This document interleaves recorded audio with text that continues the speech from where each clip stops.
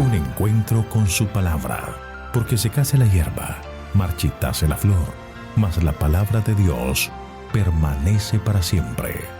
Con ustedes, el doctor José Ricardo Arias Quintero.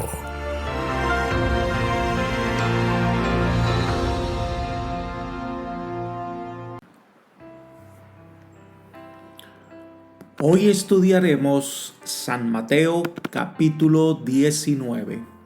Jesús enseña sobre el divorcio. Para ello vamos a orar. Padre eterno y bondadoso, alabado y glorificado sea tu santo nombre. Gracias, Señor, por concedernos tu cuidado, tu bondad, tu misericordia. Queremos en este momento pedir la bendición de tu Espíritu sobre nuestra vida para que al abrir tu palabra podamos entender esas enseñanzas valiosas que encontramos en el libro de Mateo. Gracias, Señor, por escucharnos y concedernos tu bendición, pues lo pedimos todo en el nombre de Jesús. Amén. El tema del capítulo 19 en cierta medida está relacionado con el capítulo 18, ya que en ambas secciones tratan de relaciones humanas. El tema del divorcio, el volverse a casar, deben indudablemente vérselos en términos del perdón inmerecido de Dios. Vamos a estudiar en el capítulo 19 los temas controversiales que tuvo que enfrentar Jesús, que de una u otra manera reflejan la manera en que algunos interpretan las Escrituras de acuerdo a sus conveniencias. Hablar del divorcio, de quién es grande en el reino de los cielos, de los ricos, de la recompensa final. Jesús está llevando a sus oyentes al plan original de Dios, tratando de corregir la visión de muchas personas. La primera parte del capítulo 19 de Mateo es el tema del divorcio y volverse a casar, que está en los versículos 1 al 12. Leamos los versículos 1 y 2. Aconteció que cuando Jesús terminó estas palabras, se alejó de Galilea y fue allí a las regiones de Judea al otro lado del Jordán. Lo siguieron grandes multitudes y lo sanó allí. Cuando Mateo menciona que terminó estas palabras, está simplemente señalando el fin de uno de los discursos del Maestro. Jesús sale de la región de Galilea y se dirige probablemente a Perea. Recordemos que Mateo no usa una cronología exacta del ministerio de Jesús. Menciona especialmente aquellos acontecimientos que refuerzan el concepto que Cristo es el Mesías esperado por todos. Algunos que han tratado de hacer una historia cronológica de la vida de Jesús muestran que en este periodo ocurrieron varios eventos, como la llegada de Jesús a la fiesta de los tabernáculos, donde allí trataron de atentar contra su vida. Su ministerio en Perea fue de pocos meses. Aunque no era parte de Galilea, era dirigida también por Herodes Antipas y vivían allí muchos judíos. Entonces dice que al llegar allí, muchas personas vinieron a ver a Jesús y él les atendió y sanó a muchas personas en este lugar. Fue en ese momento cuando unos espías enviados por el Sanedrín vinieron a entrampar a Jesús. Versículo 3. Entonces se le acercaron los fariseos tentándolo y diciéndole: ¿está permitido al hombre repudiar a su mujer por cualquier causa? La Escritura es clara en presentar que estos hombres vinieron a tentar a Jesús, es decir, a ponerle a prueba. Querían encontrar alguna acusación contra él y también querían desacreditarlo ante el pueblo. Aquí estaban tratando de que Jesús hablara de una cuestión que era un problema ardiente en su tiempo, como lo es en el nuestro, el tema del divorcio y volverse a casar. El divorcio era algo sobre lo que no había unanimidad entre los judíos y los fariseos. Entonces le hicieron aquella pregunta con la intención de involucrarle en la controversia. La legislación judía daba importancia al matrimonio. El hogar era sagrado en el pensamiento judío, pero lamentablemente se mezclaban algunas otras ideas. La mujer era propiedad del padre y después pasaba a ser propiedad del hombre.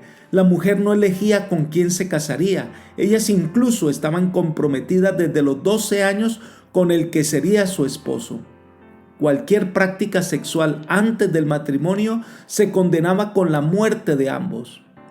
Pero en la ley de Moisés, el divorcio llegó a formar parte de su historia. Leamos Deuteronomio capítulo 24, versículo 1. Cuando alguno tomare mujer y se casare con ella, si no le agradare por haber hallado en ella alguna cosa indecente, le escribirá carta de divorcio y se la entregará en su mano y la despedirá de su casa. Esto llegó a ser una práctica simple. Esa carta de divorcio no necesitaba muchas explicaciones. Podía ser solo una frase. Eso significaba que el divorcio era fácil y rápido. El asunto era la interpretación sobre alguna cosa indecente. Decían que quería decir que un hombre podía divorciarse de su mujer si ella le estropeaba la comida, si llevaba el pelo suelto, si hablaba con hombres en la calle, si hablaba con poco respeto de los padres de su esposo, si era alborotadora y si se le podía oír en la casa de al lado. El rabí Ajiba llegó hasta el punto de decir que la frase «si ella no encuentra gracia en los ojos de él» quería decir que un hombre podía divorciarse de su mujer si encontraba otra que le gustara más o consideraba más bonita. Y habían otros elementos que eran motivos de controversia, por eso le trajeron el caso a Jesús. Pero Jesús no iba a tomar partido por ningún bando, iba a llevarlos al origen de todas las cosas, al matrimonio entre Adán y Eva, donde se sentaron las bases de lo que el Señor deseaba que fuera el hogar. Jesús lo lleva nuevamente a la Escritura. Leamos los versículos 4 al 6 de Mateo capítulo 19. Él, respondiendo, les dijo: ¿no habéis leído que el que los hizo al principio, hombre y mujer los hizo, y dijo: por esto el hombre dejará padre y madre y se unirá a su mujer, y los dos serán una sola carne? Así que no son ya más dos, sino una sola carne. Por tanto, lo que Dios juntó, no lo separe el hombre. Aquí encontramos varios elementos. Número 1, Jesús lo llevó al comienzo de todo. Mostró que Dios había fundado el matrimonio como una bendición para los seres humanos. En segundo lugar, Jesús los estaba llevando a que miraran los principios fundamentales sobre los cuales Dios fundó el matrimonio. Y en tercer lugar, para ello, cita a Génesis 2:24, donde dice: dejará el hombre a su padre y a su madre. Cuando se es niño, se rinde cuenta a los padres, pero al casarse ahora la obligación es conyugal. Y entonces dice: se une a su mujer y son una sola carne. El ser uno no solo implica la unión sexual, sino también la unidad en lo mental y en lo espiritual. Y para reforzar este concepto, en Mateo capítulo 19, el verso 6, Jesús enfatiza: ya no son más dos. A la vista de Dios, marido y mujer constituyen una entidad y por lo tanto no deberían dividirse, así como un cuerpo humano no puede dividirse. Por eso Dios no acepta el divorcio como algo normal. Dios juntó el hombre, no puede separarlo. Es la perdurabilidad del matrimonio lo que está en juego. Es una situación que perdura del Edén y va hasta el Edén restaurado. El divorcio no formaba parte del plan original de Dios. No era posible para Adán y Eva. El Creador omnisapiente dio los medios para que existiera la relación matrimonial. Él también lo hizo posible y deseable. Por ende, todos los que participan de esta relación están unidos por toda la vida según el plan original de Dios, y el hombre no debería separarlos, es decir, no debería contribuir para la destrucción del matrimonio. Inmediatamente reaccionaron tratando entonces de colocar a Jesús en abierta contradicción con la ley de Moisés. Leamos los versículos 7 y 8. ¿Por qué pues mandó Moisés darle carta de divorcio y repudiarla? Él les dijo: por la dureza de vuestro corazón. Moisés os permitió repudiar a vuestras mujeres, pero al principio no fue así. Según lo que afirmó, la ley del Antiguo Testamento que permitía el divorcio fue una concesión dispuesta para hacer frente a circunstancias que distaban mucho de los ideales. Sin embargo, la enseñanza de Cristo muestra claramente que las disposiciones de la ley de Moisés para el divorcio no constituyen el ideal divino para sus hijos. Dios nunca invalidó la ley del matrimonio que enunció en el principio. No era el plan divino que el divorcio fuera alguna vez necesario. Por lo tanto, aquellos cristianos que tengan el deseo y el propósito de seguir el plan celestial no buscarán el divorcio como solución para sus dificultades matrimoniales. Y ahora Jesús presenta un principio universal. Versículo 9. Y yo os digo que cualquiera que repudia a su mujer, salvo por causa de fornicación, y se casa con otra, adultera, y el que se casa con la repudiada, adultera. En la ley de Moisés, el adulterio daba pena de muerte. Ahora, el Señor dice que solo la violación del pacto matrimonial sería motivo legítimo para la separación. Según la ley cristiana aquí expuesta, el divorcio no es obligatorio, sino permitido.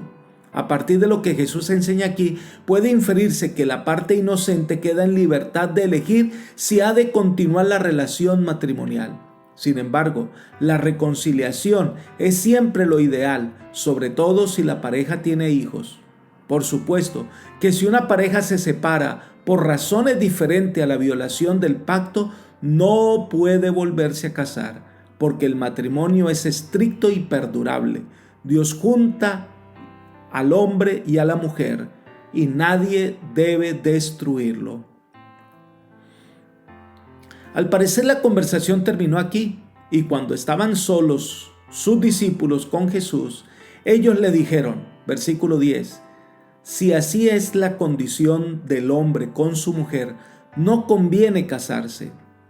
Los discípulos vieron que la norma era demasiado elevada del matrimonio. Entonces, como no se podía divorciar según las costumbres, entonces el matrimonio se tornaba más difícil. ¿Qué pasaría con parejas que son incompatibles? Ellos deberían entender que el matrimonio es para toda la vida y que el noviazgo es la antesala del matrimonio donde las personas se conocen. Pero si hay dificultades en el matrimonio, los cristianos deben recordar que hay solución. Lo que los discípulos olvidaron y que también olvidan los cristianos de hoy es que Cristo ofrece otra solución para el desacuerdo matrimonial. Según la fórmula de Cristo, cuando los caracteres y las personalidades no congenian, la solución está en cambiar el carácter, el corazón y la vida, y no cambiar de cónyuge. Los principios en los cuales debe basarse esa transformación se presentan claramente en el Sermón del Monte. Si se aplican esos principios a situaciones matrimoniales difíciles, se efectuarán los mismos milagros que ocurren cuando se los aplican a otras relaciones sociales. No hay problema matrimonial que Dios no pueda resolver y que el Señor quiere para satisfacción de ambos cónyuges si están dispuestos a seguir los principios presentados por Cristo en el Sermón del Monte. En los versículos 11 y 12 Jesús sigue diciendo, entonces Él les dijo, no todos son capaces de recibir esto, sino aquellos a quienes es dado. Hay eunucos que nacieron así del vientre de su madre, y hay eunucos que son hechos eunucos por los hombres, y hay eunucos que asimismo se hicieron eunucos por causa del reino de los cielos. El que sea capaz de recibir esto, que lo reciba. El Señor deja a cada persona la libertad de elegir y presenta el caso de personas que no pueden casarse por razones particulares. Número 1, los eunucos. Hay dos tipos de eunucos, los que nacen con problemas en los que no podrían llevar un matrimonio normalmente, no podrían tener hijos y prefieren no casarse, y los eunucos que estaban al servicio de los gobernantes de las naciones. Estos eran castrados. Pero Jesús menciona otro grupo. Hay eunucos que asimismo se hicieron eunucos por causa del reino de los cielos.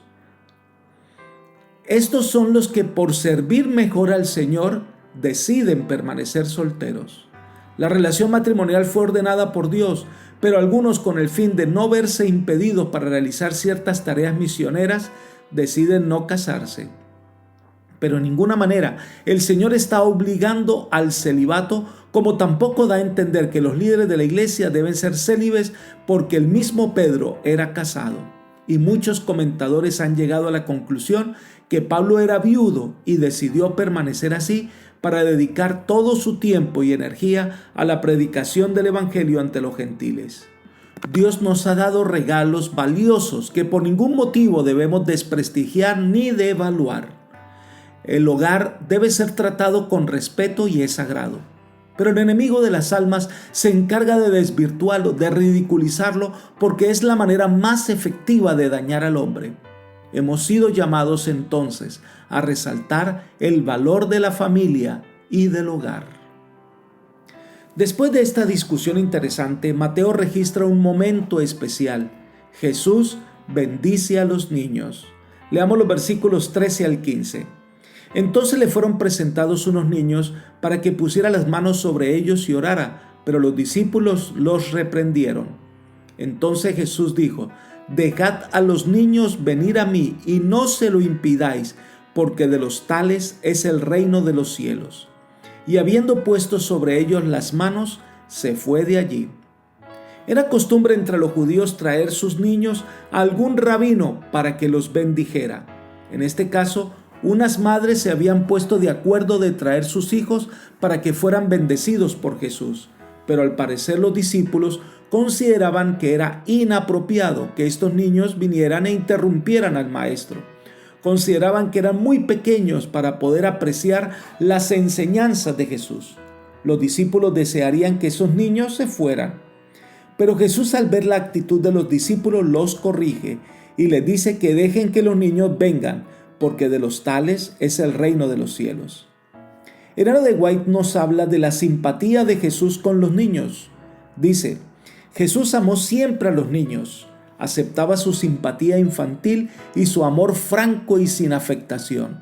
Le agradecía alabanza de sus labios puros, era música para sus oídos y refrigeraba su espíritu cuando estaba oprimido por el trato con hombres astutos e hipócritas.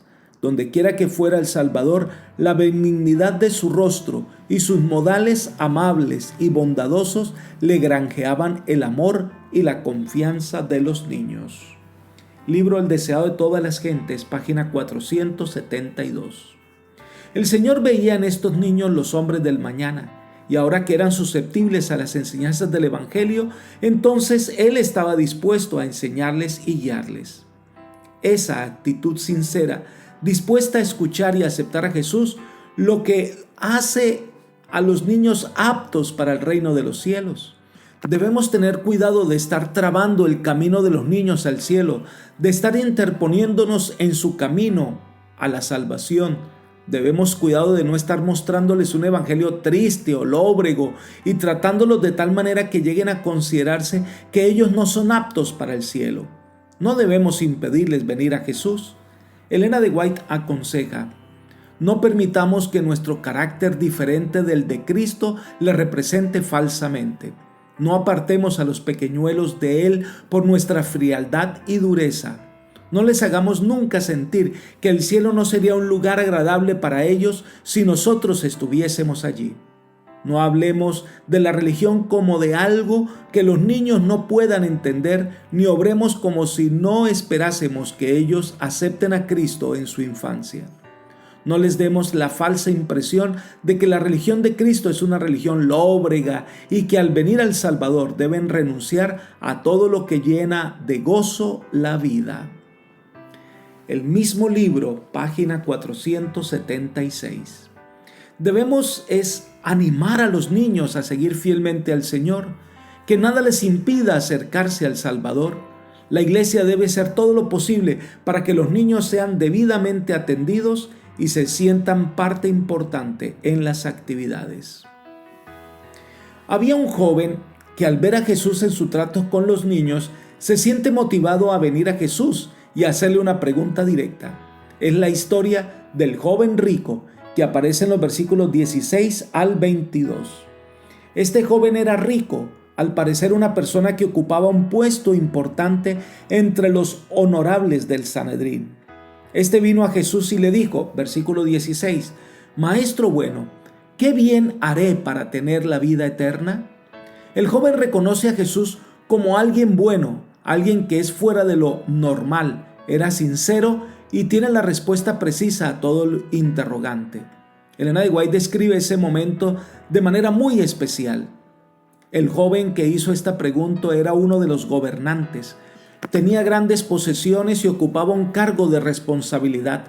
Había visto el amor que Cristo manifestara hacia los niños que le atrajeran, cuán tiernamente los recibiera y alzara en sus brazos, y su corazón ardía de amor por el Salvador. Sentía deseo de ser su discípulo. Se había conmovido tan profundamente que mientras Cristo iba por su camino, corrió tras él y arrodillándose a sus pies, le hizo con sinceridad y fervor esa pregunta de suma importancia para su alma y la de todo ser humano. Maestro bueno, ¿qué haré para poseer la vida eterna? Libro El deseado de todas las gentes, página 477. Así que siguiendo el deseo que había en su corazón acerca de Jesús, le plantea una pregunta que es típica de los fariseos. ¿Qué bien haré? Consideraba que las buenas obras era el pasaporte para ir al cielo. Era un joven que había guardado todos los mandamientos que conocía. En apariencia, era un hombre justo, pero sentía que algo no estaba bien, que le faltaba algo. ¿Qué debo hacer para heredar, para recibir, para poder hacerme acreedor de la vida eterna? Sigamos con el versículo 17. Él le dijo: ¿por qué me llamas bueno? Nadie es bueno sino uno, Dios.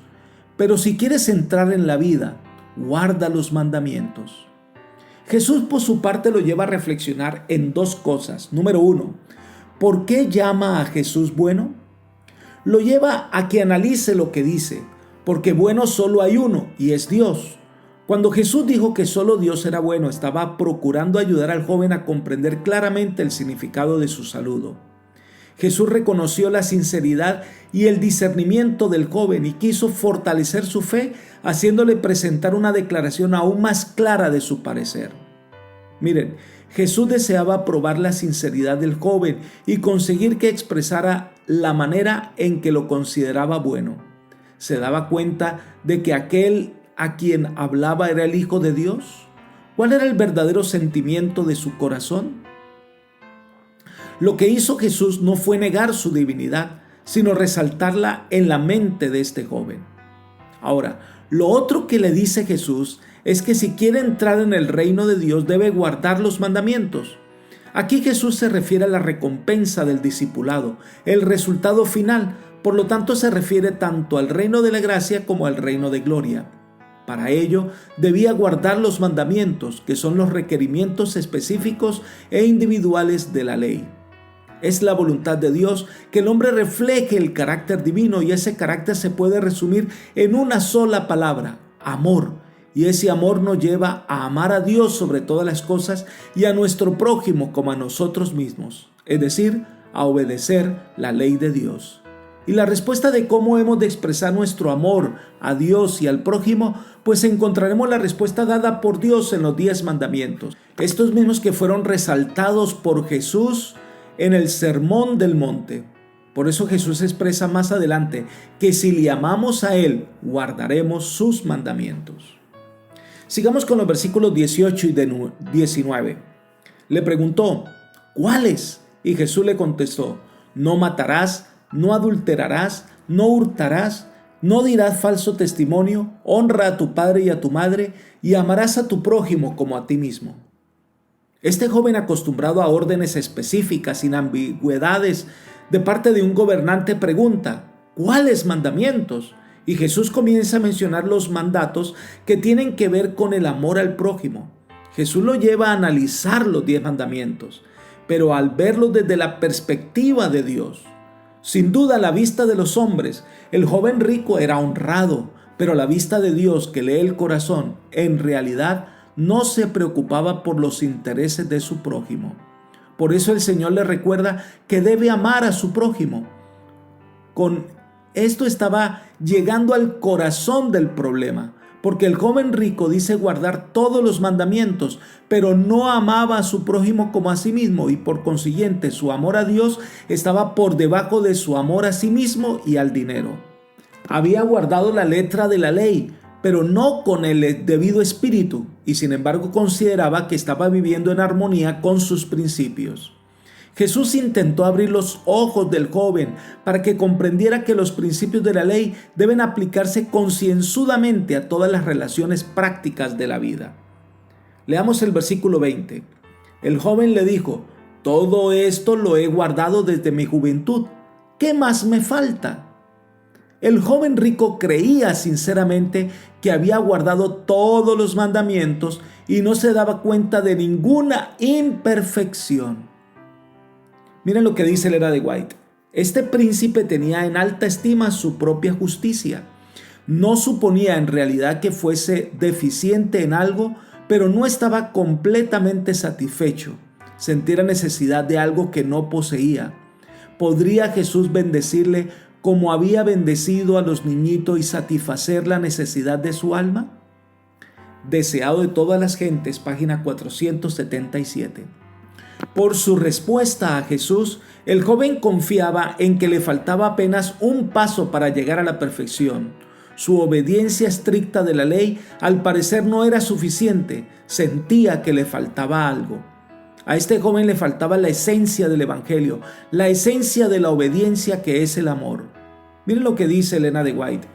Cristo se sentía atraído a este joven, sabía que era sincero en su aserto.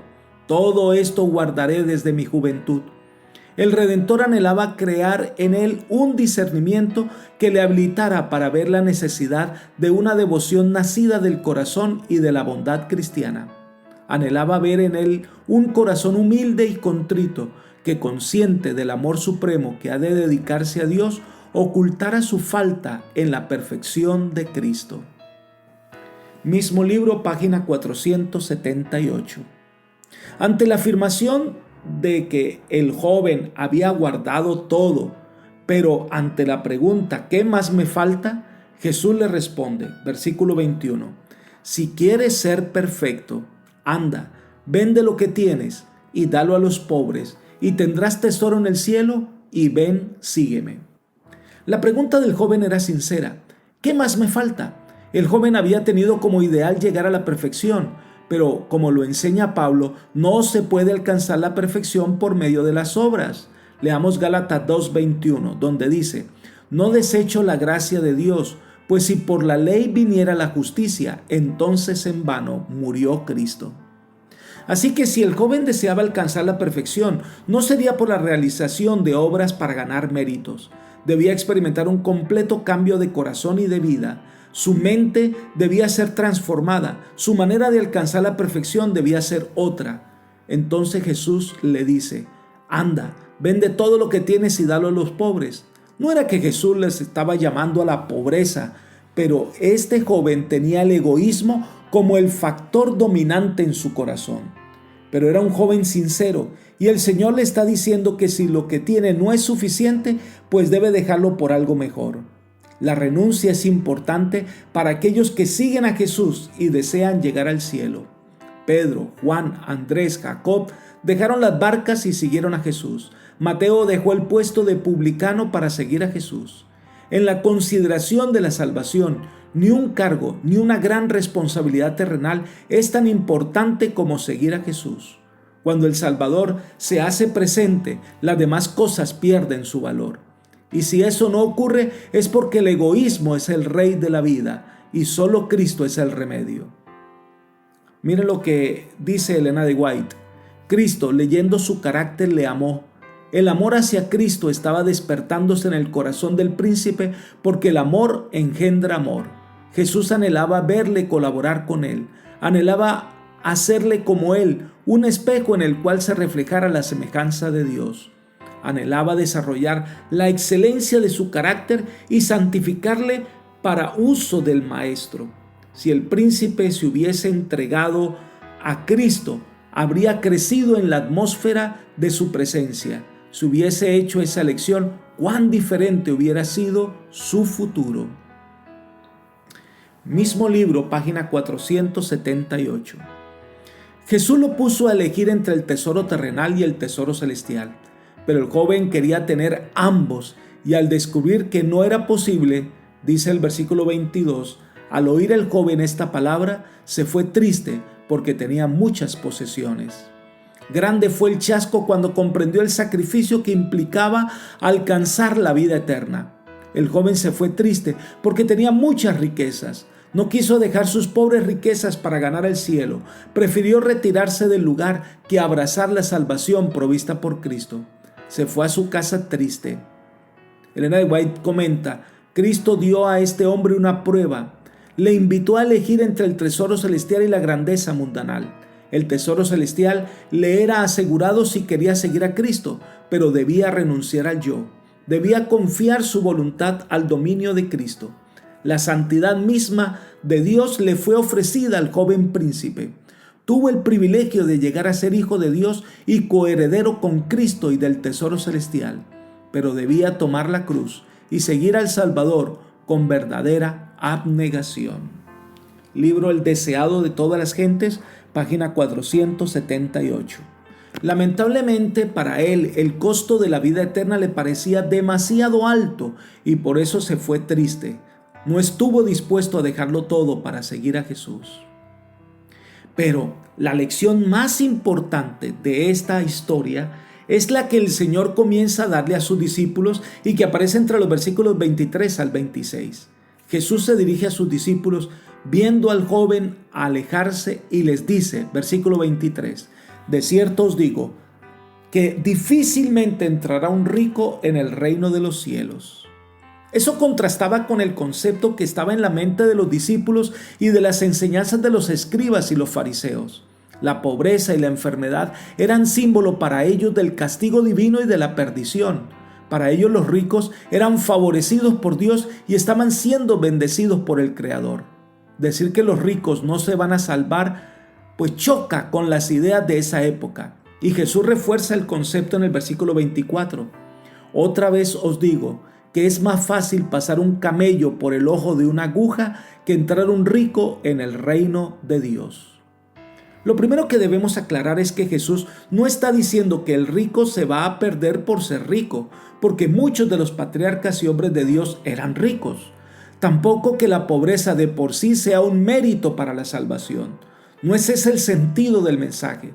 Es difícil para el rico entrar en el reino de Dios no porque sea rico, sino por causa de su actitud hacia las riquezas. Es el amor a las riquezas lo que desplaza a Cristo en el corazón, y ese es el problema tanto de ricos como de personas pobres que por dinero somos capaces de dar la espalda al Señor. Cuando uno acepta el llamado, debe pasar por el ojo de la aguja, que es una puerta estrecha que difícilmente un camello puede pasar. El Señor nos pide que renunciemos a aquello que estorba nuestro tránsito al cielo. Pero por otra parte, el Señor quiere aclarar un concepto equivocado en la mente de los discípulos que consideraban que ser rico era meritorio de salvación. Una persona rica era una persona que en el concepto de ese momento recibía todos los favores de Dios y de por sí consideraban que eran los primeros en salvarse. Por eso los discípulos, asombrados ante las palabras de Jesús, reaccionan. Leamos el versículo 25. ¿Quién pues podrá ser salvo? El Señor no estaba condenando al hombre rico o estaba alabando a los pobres, no. Estaba atacando una idea errónea. El rico por ser rico no se salva y el pobre por ser pobre no se perderá. Pero tampoco el rico por ser rico se perderá, ni el pobre por ser pobre se salvará. La salvación no depende de la casta o de si es rico o pobre. La salvación es la obra de Dios en el corazón. Por eso, aunque seas pobre, puedes salvarte. Y si eres rico, puedes salvarte. Y si has cometido errores, puedes salvarte, porque el Señor ofrece la salvación a todos los seres humanos. La salvación es la poderosa obra de Dios en favor del hombre. Jesús le dice a sus discípulos en el versículo 26, para los hombres esto es imposible, pero para Dios todo es posible. Dios es el que hace posible la salvación. Nadie puede salvarse a sí mismo, ni por mérito alguno. La salvación es imposible para cualquiera que intente buscarla con sus propios esfuerzos. Solo un milagro de la gracia divina puede salvar al rico de su supremo amor a las riquezas o a cualquier persona del pecado específico que lo tiene atrapado. Solo el poder de Dios que obra en la vida del hombre puede efectuar aquella transformación de carácter que se demanda para entrar en el reino de los cielos. Entonces Pedro y los discípulos plantean el asunto de la recompensa, tema que está al final del capítulo 19, versículos 27 al 30. Pedro es quien plantea el asunto, versículo 27. Nosotros lo hemos dejado todo y te hemos seguido. ¿Qué pues tendremos? Este es el precio del discipulado, dejar todo para seguir a Jesús. Pero esta decisión debe tener una recompensa. Aunque la recompensa que el Señor da a sus hijos fieles está presente, nunca el Señor aprobará que la practiquemos o que practiquemos la abnegación con un ojo puesto en la recompensa como algo que llegará a merecer por sus acciones. Jesús nunca aprobará esta actitud. Jesús responde con varias promesas para aquellos que deciden dejarlo todo. Versículo 28. De cierto os digo que en la regeneración, cuando el Hijo del Hombre se siente en el trono de gloria, vosotros que me habéis seguido también os sentaréis sobre 12 tronos para juzgar a las 12 tribus de Israel. Cuando Jesús establezca su reino eterno, ellos reinarán al lado de Jesús. Esta es la recompensa de la realeza. Estaremos al lado del Rey de Reyes y Señor de Señores. Sigamos leyendo el versículo 29. Y cualquiera que haya dejado casas, o hermanos, o hermanas, o padre, o madre, o mujer, o hijos, o tierras por mi nombre, recibirá 100 veces más y heredará la vida eterna. Cuando el cristiano recibe 100 veces más en esta vida, experimenta el gozo de la camaradería cristiana y la satisfacción mayor y más intensa que proviene de servir a Dios, la vida eterna. Porque la vida eterna es lo que hace que todas las promesas tengan sentido. Pero termina Jesús concluyendo todo lo vivido en esta etapa. Miren lo que dice Jesús, versículo 30. Pero muchos primeros serán últimos y los últimos primeros. En el reino de Dios las cosas se miden diferente como lo medimos en la tierra. El joven rico que tenía posición, prestigio, respeto de los demás, que al parecer era un hombre religioso, pues parece que este sería el primero. Pero resulta que en la vista de Dios, él ve que su vida está manchada por el egoísmo y Dios, que todo lo ve y todo lo sabe, pues sabe que este no es el primero, sino el último, es decir, que puede quedar afuera. Pero hombres como Mateo, odiado por ser publicano, quizás abusando de su poder, rodeado de gente malvada, pero cuando ve a Jesús es capaz de dejarlo todo por seguirlo. Este que parecía fuera de la misericordia divina, pues será primero en el reino de Dios y se sentará al lado del trono de la majestad divina. Esto nos debe hacer reflexionar. Número 1, el que piense estar firme, tenga cuidado. Si alguno se cree seguro por su propia fuerza de voluntad, que ya tiene el cielo ganado, tenga cuidado. La vida cristiana no se trata de lo que yo hago, sino de lo que yo le permito al Señor hacer en mi vida. Y en segundo lugar, también es un mensaje de esperanza para aquellos que han llevado una vida alejada de Dios, que han cometido errores. Dios viene y te llama. Y si eres capaz de tomar la decisión y aceptar su nombre y confesar que Jesús es tu Salvador, eres grande en el reino de Dios. Estos son dos caminos, dos formas de vivir. Cada uno debe elegir cuál ruta debe seguir. Te recomiendo que tomes el camino de la entrega al Señor. Que el Dios Todopoderoso te bendiga, es mi oración por ti. Amén.